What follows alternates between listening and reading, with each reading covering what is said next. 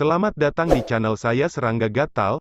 Jangan lupa di subrek, like and share. Mimin doakan semoga kita sehat semua. Oke, kita mulai. Di belakang restoran Dongyu, di halaman belakang kediaman, ada sebuah taman. Di dalam taman, ada sebuah paviliun tempat Sue Ying saat ini duduk di samping Jing Qiu saat mereka menikmati anggur buah yang hangat bersama.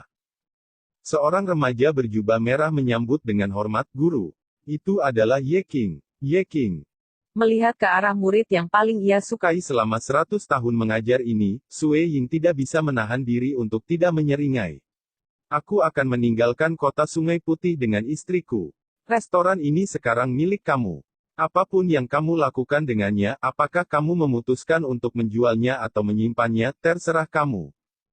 Si Ksatria Api Scarlet, harimau pasir dari kota Sungai Putih, sekarang memperlakukan Ye Qing dengan sangat hati-hati, dan melihat betapa kuatnya kekuatan tempur Ye Qing, dia pasti akan masuk ke ranah legenda cepat. Cepat atau lambat, mengelola restoran hanyalah masalah kecil baginya dalam situasi ini.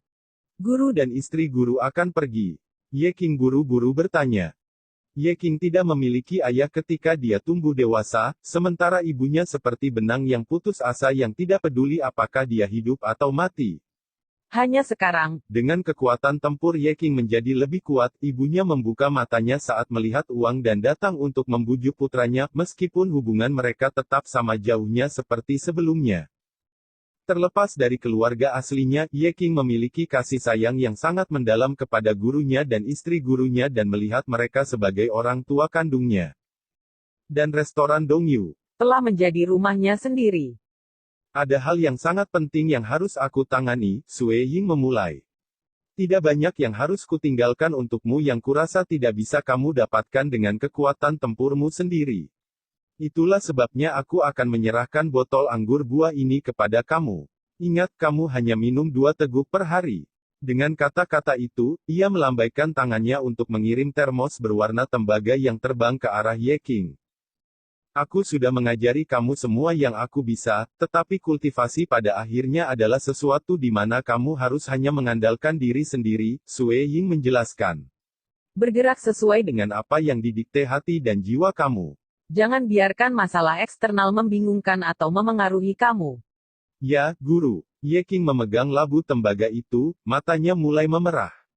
"Little Ye, ingatlah untuk berkultivasi dengan baik. Jangan mengecewakan guru kamu." Jing Qiu juga mempercayakan tugas kepadanya. Mereka berdua, Suami dan istri, telah menyaksikan Ye Qing tumbuh sejak dia bocah 11 tahun yang sakit-sakitan yang lebih mirip bocah lelaki berusia 7 atau 8 tahun. Saat itu, ia tidak bersalah dan diserahkan ke perangkat takdir. lalu kapan aku bisa melihat guru dan istri guru lagi? Tanya Ye Qing. "Kita bisa bertemu begitu kamu menjadi transenden."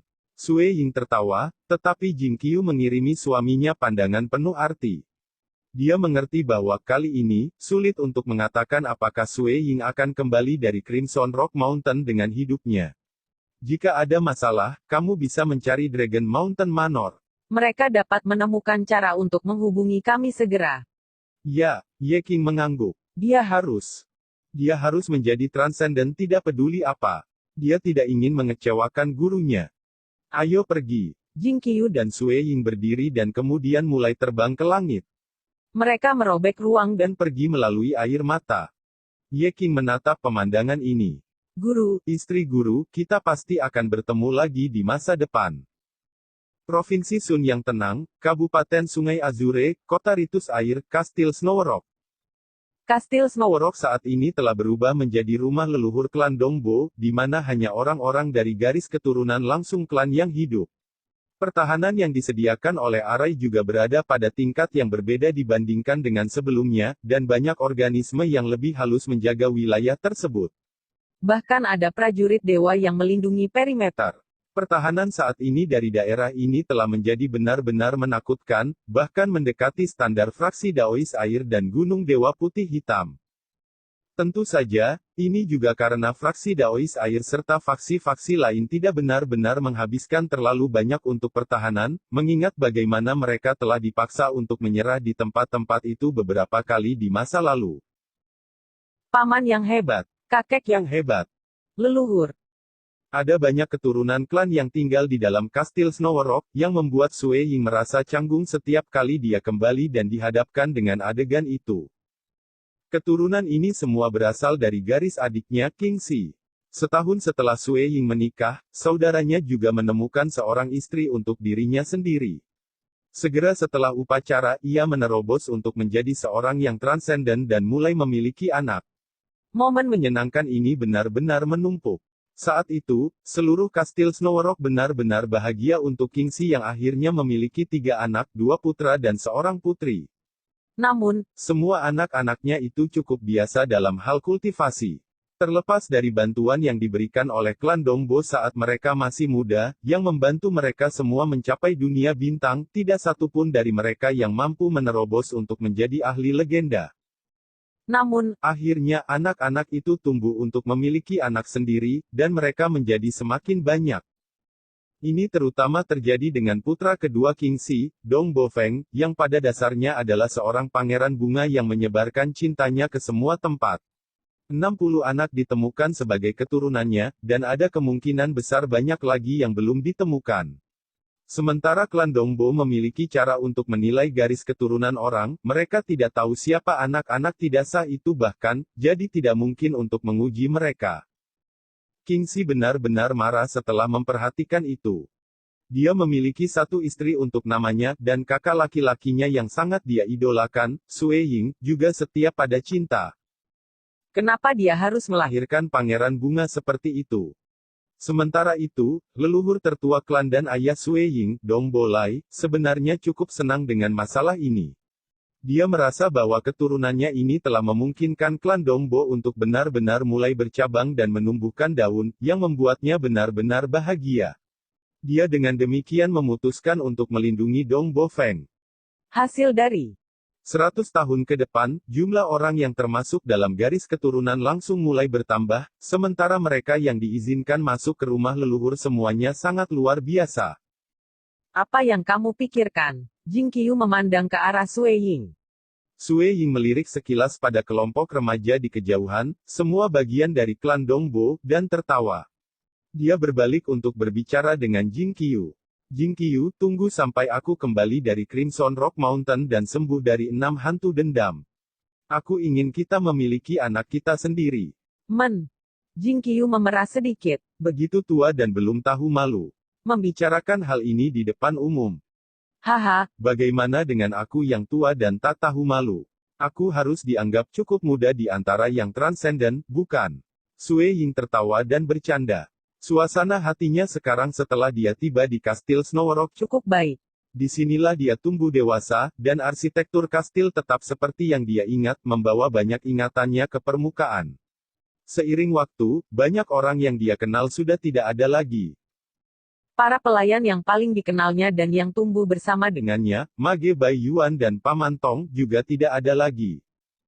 Tetapi banyak lagi keturunan lahir dan tumbuh dewasa. Sudah hampir sebulan sejak aku kembali ke kastil Snow Rock, kata Sue Ying. Aku akan pergi besok. Berhati-hatilah di dalam Crimson Rock Mountain, Jing Qiu mengingatkannya. Tenang, aku pasti akan selamat dan kembali, Sue Ying meyakinkannya. Hari berikutnya, setelah mengucapkan selamat tinggal pada King Si dan orang tuanya, Sue Ying pergi bersama Jing Qiu. Dia tidak memberi tahu mereka tentang Crimson Rock Mountain, yang masih dirahasiakan meskipun orang-orang di Battleship D9 menyadarinya, mereka semua diperintahkan untuk terus merahasiakannya. Sue Ying, cobalah untuk kembali lebih sering. Kamu selalu pergi dan baru kembali bertahun-tahun kemudian. Mo Yang Yu mengingatkannya. Temperamennya saat ini sangat luar biasa. Yakinlah, Ibu. Sue Ying tertawa. Sue Ying membawa Jing Qiu ke langit, dan mereka berdua menghilang. Mo Yang Yu, Dong Bolai, dan saudara laki-laki Sue Ying, King Si, tidak memperhatikan hal ini lagi. Cara mereka melihatnya, ini hanya salah satu dari kunjungan Sue Ying ke rumah. Pasangan itu pertama-tama pergi ke ibu kota Xia dari dunia infernal, di mana mereka menyapa tubuh asli kepala istana Chen di dalam. Kepala istana Chen. Sue Ying memberinya cincin. Ini adalah beberapa harta yang telah aku dapatkan setelah membunuh Nuo Nuoan dan Jenderal Kumeng. Di dalam ada dua senjata dewa, meskipun mereka mungkin memiliki beberapa batasan yang ditetapkan oleh Dewa Iblis Besar. Adapun harta lainnya, aku telah mengambil beberapa yang tampaknya berguna untuk ditinggalkan untuk klan aku. Petik 2. Ini awalnya rampasan perangmu. Kepala Istana Chen tidak menolak tawaran itu, mengambil cincin dari Sue Ying. Memang, senjata dewa tidak dapat digunakan untuk saat ini. Tapi begitu dewa muncul dari klan Xia, mereka akan dapat menggunakan energi dewa untuk secara paksa memperbaiki senjata. Sementara prajurit dewa memiliki segel komando yang diperlukan untuk mengendalikan mereka dan tidak dapat disempurnakan tanpa mencapainya, senjata dewa berbeda. Mereka tidak memiliki apapun seperti segel komando para prajurit, jadi itu mungkin untuk menggunakan energi dewa untuk perlahan-lahan menghapus pembatasan yang tertinggal pada senjata. Setelah pembatasan hilang, senjata dewa akan dapat digunakan lagi. Tentu saja, waktu yang dibutuhkan untuk memperbaiki jenis senjata itu bergantung pada seberapa tangguh pembatasan aslinya. Beberapa mungkin memerlukan waktu 1000 tahun, sementara yang lain bahkan harus disempurnakan lebih dari 10.000 tahun.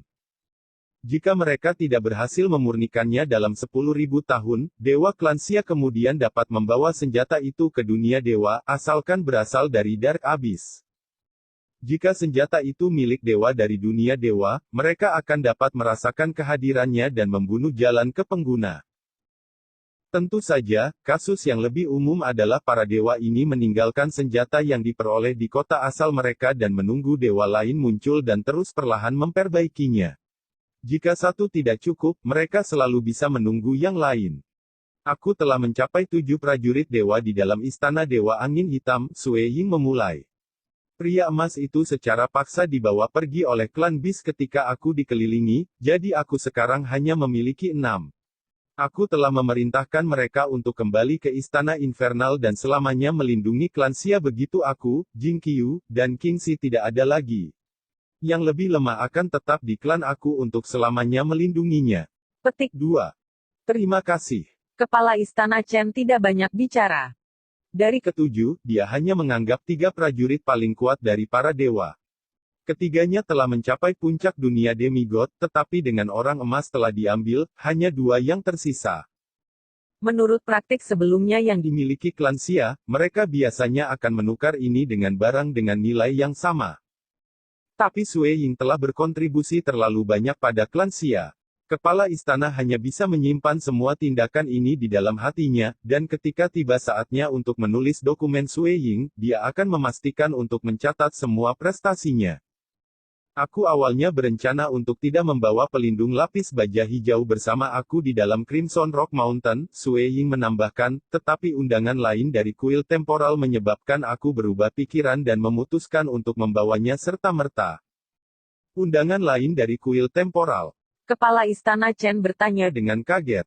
Lalu, mengapa kamu menolaknya? Sue Ying menjelaskan apa yang terjadi sebelumnya. Kepala Istana Chen juga mengerti.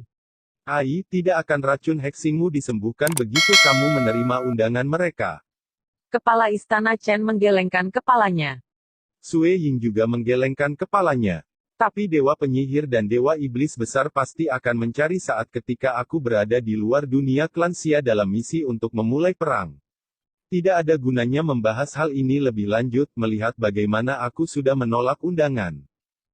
Peluang 99% untuk kalah, dan kita akan menghadapi kepunahan. Perasaan cemas mengalahkan kepala Istana Chen. Untuk kuil temporal mengatakan ini. Apa sebenarnya rencana Dewa Penyihir dan Dewa Iblis Besar ini memiliki peluang sukses yang begitu tinggi? Sue Ying mengangguk. Aku merasa sangat cemas juga. Adapun pelindung hijau lapis baja, apakah dia ada di sana atau tidak akan membuat banyak perbedaan untuk klan Xia. Tetapi bagi aku, karena aku tidak memiliki ki dan tidak dapat menggunakan jubah demigod, pelindungnya akan sangat membantu, itulah sebabnya aku memutuskan untuk membawanya. Aku pasti akan melakukan yang terbaik di perjalanan ini. Aku akan mendapatkan racunnya sembuh dan tidak diragukan lagi akan kembali hidup-hidup. Menyembuhkan racunnya adalah sangat penting. Bagaimanapun, kembali hidup tidak akan berarti banyak jika racun tetap ada di dalam dirinya. Dewa penyihir dan dewa iblis besar hanya bisa menunda perang sampai racun Sue Ying kambuh dan kemudian memicu perang. Aku harus merepotkanmu lagi, Senior Green Armor, kata Sue Ying. Berkontribusi pada klan Xia adalah alasan aku ada. Sebuah suara datang dari gelang hijau keabuannya. Sue Ying membawa serta istrinya saat dia meninggalkan Istana Infernal. Segera, mereka telah menembus ruang untuk mencapai area bawah tanah sekitar 5.000 km. Tekanan yang dipancarkan oleh hukum yang tak terlihat pada kedalaman seperti itu bukanlah sesuatu yang bisa ditahan Jin Qiu sendirian. Dongbo Sue Ying. 3 orang dari tim Bloodset Tavern sudah tiba. Saudara Chen Jiu, sapa Sue Ying. Jubah putih keperakan yang Menutupi Jin Qiu tidak lain adalah pejuang dewa yang ditransformasikan dalam bentuk lapisan pelindung dari bahan putih keperakan. Satu-satunya yang hilang adalah anggota tim Jian Huang, dan kami sudah meminta mereka untuk datang, jelas Chen Jiu. Kami berangkat begitu mereka tiba di sini. Saudaraku, ini harus menjadi istrimu, kan?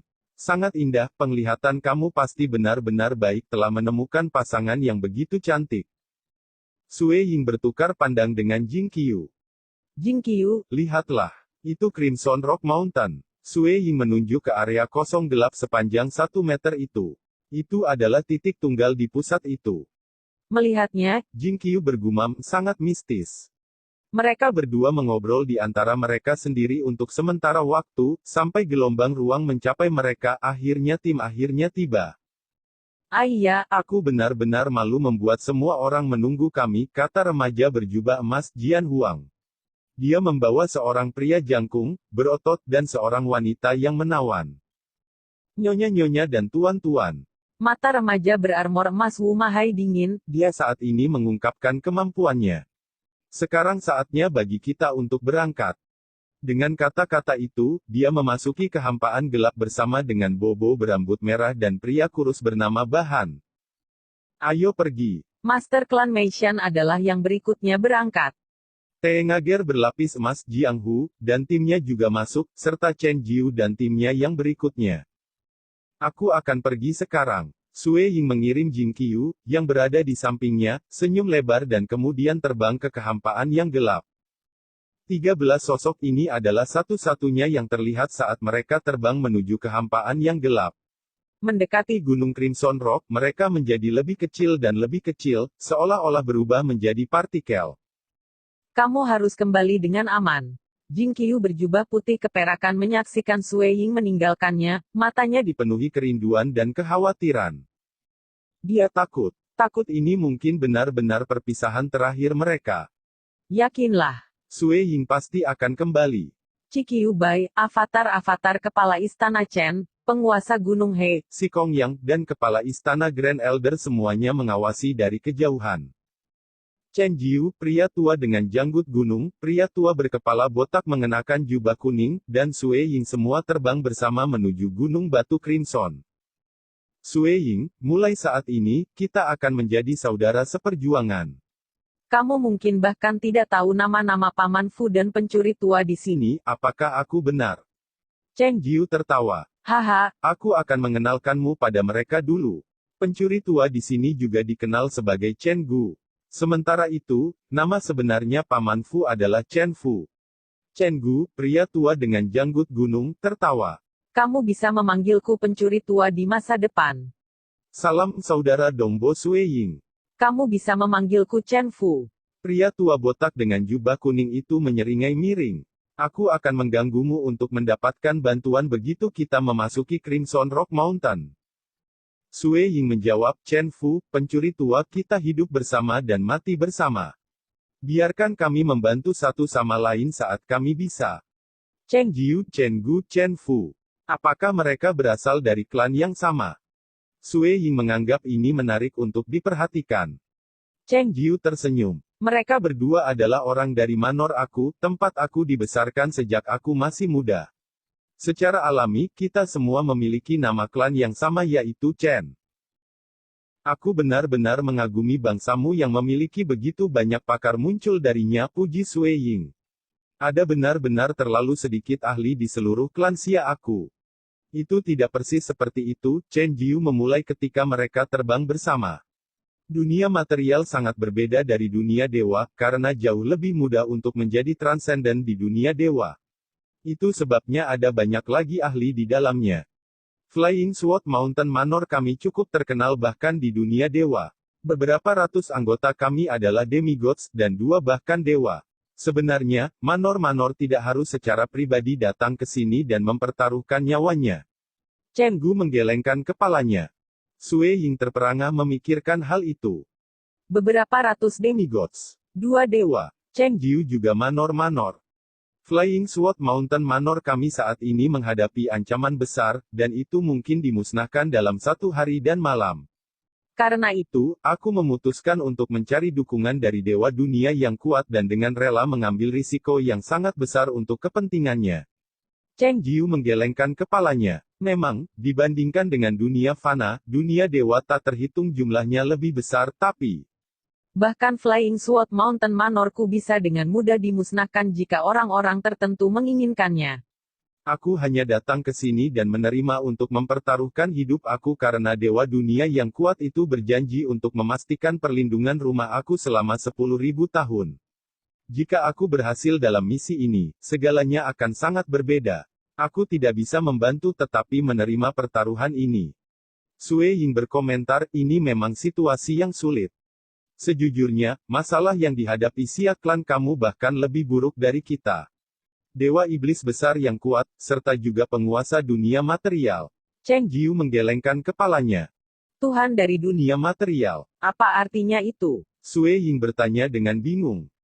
Ketika mereka melintasi kekosongan yang gelap, mereka mengadopsi kecepatan penerbangan yang relatif lambat. Mereka tidak terburu-buru, terutama mengingat ini adalah tim Sue Ying. Ini adalah pertama kalinya mereka benar-benar berbicara. Secara alami, mereka ditinggalkan oleh yang lain. Chen Jiu menyadari posisi ini tetapi tidak berkomentar tentang itu. Transenden dari dunia fana yang menjadi dewa mungkin memiliki beberapa terobosan sebelum mencapai usia 10.000 tahun. Jika seseorang mencapai tahap puncak dari alam dewa, mereka akan dapat memperbaiki inti dunia fana. Jika seorang ahli mengatur untuk memperbaikinya sebelum dipaksa meninggalkan dunia, seluruh dunia itu akan menjadi wilayah mereka. Pada titik itu, sang ahli dapat hidup selamanya di dunia fana itu, dan mereka akan disebut sebagai tuannya, Tuhan dari dunia material. Menyempurnakan dunia fana. Menjadi dewa tahap puncak dalam 10.000 tahun dan berhasil menyempurnakan World Core. Sue Ying mengklarifikasi keraguannya. Apakah itu tangguh dan istimewa untuk dianggap sebagai Tuhan dari dunia material? Dari banyak leluhur klan Xia yang memasuki dunia dewa, hanya 3 yang berhasil mencapai tahap puncak ranah dewa. Tidak hanya itu, ketiganya hanya mampu melakukannya setelah memasuki dunia dewa dan memiliki beberapa pertemuan yang kebetulan. Sangat tangguh. Chen Jiu melanjutkan penjelasannya, semua yang mampu mencapai hal-hal seperti itu dalam 10.000 tahun adalah karakter yang benar-benar tidak terduga. Mempertimbangkan kemampuan pemahaman mereka, mereka semua pasti mencapai alam dewa dunia setelah pergi ke dunia dewa. Dewa penyihir mungkin masih muda, tetapi dia sudah memiliki keberadaan luar biasa yang mencapai ranah dewa dunia. Kamu harus mengerti. Membandingkan dewa dunia dengan dewa biasa seperti membandingkan transenden dengan makhluk hidup. Sue Ying dengan ringan mengangguk. Setelah seorang ahli menjadi dewa, langkah mereka selanjutnya adalah mencapai teknik penanaman avatar. Pada saat itu, Mereka dapat mengolah avatar untuk mengirim petualangan di dunia dewa sementara tubuh sejati tetap aman di kota asal mereka. Chen Jiu menghela nafas. melakukan ini ahli dapat memastikan keamanan absolutnya. Bahkan keberadaan yang kuat di dunia Dewa tidak dapat turun secara paksa ke dunia material. Dengan demikian, menjadi penguasa dunia material. pada dasarnya berarti bahwa seseorang tidak dapat mati. Bahkan jika avatar yang Tualang di dunia luar akan musnah, ahli bisa dengan mudah mengolah yang lain untuk menggantikannya, sementara tubuh mereka yang sebenarnya tetap aman dari bahaya. hasil dari Dunia material ini, Tuan biasanya memiliki status khusus di dunia dewa. Lagi pula, bahkan jika kamu berhasil membunuh mereka, yang kamu benar-benar capai adalah menghancurkan avatar mereka, yang juga mengapa para bangsawan ini biasanya akan lebih takut ketika mereka melakukan bisnis mereka, kata Chen Jiu. Tentu saja, dunia fana akan menjadi semakin tua dan akhirnya mencapai akhir dari siklus hidupnya, sesuatu yang Tuhan akan coba tunda sebanyak mungkin. Ketika itu terjadi, Tuhan sendiri tidak lagi kebal terhadap kematian. Dan Dewa Penyihir adalah salah satu dari Tuhan seperti itu. Cheng Jiu selesai. Sue Ying merasa hatinya semakin berat. Dunia fana yang tak terhitung jumlahnya adalah apa yang membentuk dunia material, dan hukum seluruh dunia material menciptakan kekuatan tolakan yang sangat kuat. Meskipun banyak eksistensi kuat dari Dunia dewa yang mahir dalam kendali mereka atas ruang, kekuatan tolakan ini membuat mustahil bagi mereka untuk mengirim transenden ke dunia material, jelas Chen Jiu. kuil temporal saja mampu mengirim transenden ke dunia fana. Dan bahkan kemudian, mereka hanya dapat mentransfer transenden di bawah tingkat dewa. Pada dasarnya, Tidak mungkin bahkan bagi mereka untuk mengirim dewa ke dunia material. Siapa yang mungkin bisa membunuh dewa dunia yang terletak di dunia fana sepenuhnya disempurnakan olehnya? Cheng Jiu melanjutkan. Dewa sorcerer pada dasarnya bisa dianggap tak terkalahkan. menimbang Bahwa keberadaan levelnya berani merencanakan perang seperti itu. Sangat yakin akan ada konsekuensi yang menghancurkan. Sue Ying dengan ringan mengangguk. Cheng Jiu juga memperlakukan Sue Ying sebagai kawannya hidup dan mati, itulah sebabnya ia berbagi hal-hal ini dengannya. kasihannya. Sue Ying menghela nafas dalam hati. Sementara banyak dewa telah muncul dari klan Xia selama bertahun-tahun, itu terlalu sulit untuk mencapai tahap puncak Rana Dewa dan kemudian memperbaiki inti dunia hanya dalam 10.000 tahun. Tak satu pun dari mereka yang berhasil mencapai prestasi seperti itu. Jika seseorang melakukan hal seperti itu, klan Xia akan benar-benar dibentengi. Dalam keadaan seperti itu, negara adik Kuasa apa yang bahkan memenuhi syarat untuk merencanakan melawan mereka? Mengobrol sepanjang jalan, Chen Jiu, dua pelayannya, dan Sue Ying akhirnya mencapai batas Gunung Crimson Rock. Sue Ying pertama-tama melihat ke atas untuk melihat Gunung Crimson Rock yang menjulang di depannya, puncaknya bahkan tidak terlihat, dan kemudian berbalik untuk melihat wanita di kejauhan mengenakan jubah putih perak, istri Sue Ying. Bersama dengannya adalah Kepala Istana Chen, Qiqiu Bai, Sikong Yang, penguasa Gunung He, Siti Lady Bu, dan demigods lainnya yang berdiri di dekatnya. Aku pasti akan kembali, kata Sue Ying pada dirinya sendiri dan segera berbalik. Ayo masuk. Tim Sue Ying adalah yang terakhir masuk dari 4. Mereka mengambil langkah pertama di jalan batu di Crimson Rock Mountain, dengan hati-hati bergerak maju. Gunung Crimson Rock saat ini memancarkan panas yang hebat dari seluruh permukaannya, Sementara gelombang merah panas terbentuk setiap saat dan juga serangan api yang mengerikan. namun, nyala api itu akan selalu Menyembur melalui celah-celah di antara bebatuan gunung, sehingga mereka bisa dilihat terlebih dahulu. Selama mereka berhati-hati dan tetap waspada, mengamati sekeliling untuk setiap bekas luka pada dasarnya tidak mungkin bagi mereka untuk menjadi begitu sial sehingga terpengaruh. Tidak terlalu lama berlalu sebelum Chen Jiu, Sue Ying, dan dua lainnya akhirnya mencapai ujung jalan batu. Sebuah pintu hitam besar terikat di samping oleh segel emas misterius yang saat ini berdiri di depan mereka. Sekali lagi, pintu itu terbuka. Di dalamnya ada 3 tim yang sudah lama masuk. Ayo masuk. Sue Ying tidak lagi melihat ke belakang saat dia melewati pintu hitam bersama yang lain. Hong lama sekali gelombang. Pintu hitam ditutup sekali lagi. Kita masuk. Setelah melewati pintu, suara ledakan itu menutup di belakang mereka terdengar. Sue Ying, Chen Jiu dan dua lainnya menanti untuk melihat tim Wu Mahai, tim Master Klan Meishan, dan tim remaja berjubah emas Jian Huang semua saat ini berdiri diam di samping. Melihat lebih jauh ke depan. Ada sebuah pulau yang luas, dan di baliknya masih ada langit berbintang yang tak berujung. Langit cerah, dengan bintang-bintang yang tak terhitung jumlahnya yang mengisinya berkedip, bergerak, dan terus-menerus mengubah lintasan mereka. Di belakang restoran Dongyu, di halaman belakang kediaman, ada sebuah taman. Di dalam taman, ada... Sekian dulu update-annya, tunggu lanjutannya di channel saya Serangga Gatal, di subscribe ya guys. Terima kasih.